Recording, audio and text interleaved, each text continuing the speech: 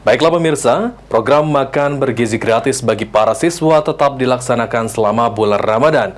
Namun, makanan yang didapatkan dibawa pulang ke rumah untuk berbuka puasa.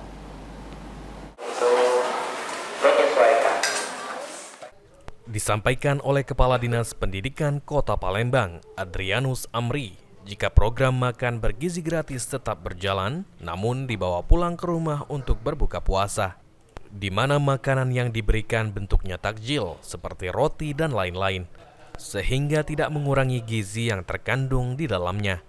Untuk pendistribusian makan bergizi gratis sendiri dilakukan pada pagi hari. Selama bulan Ramadan ini MBG masih tetap berjalan ya, tapi dengan menu-menu menyesuaikan, tapi tetap kandungan yang di dalamnya masih ada karbohidrat, protein, gizi, tapi dalam kemasan untuk takjil. Jadi prosedurnya tuh dibagi kepada anak berupa kantong yang sudah siap dibawa balik dan dimakan bukan di kelas, makan di rumahnya untuk berbuka puasa.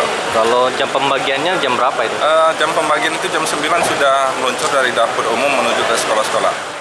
Sebelumnya makanan disalurkan menggunakan food tray atau tempat makan. Namun selama bulan Ramadan, penyaluran makanan menggunakan tas jinjing. Lutfi, PAL TV.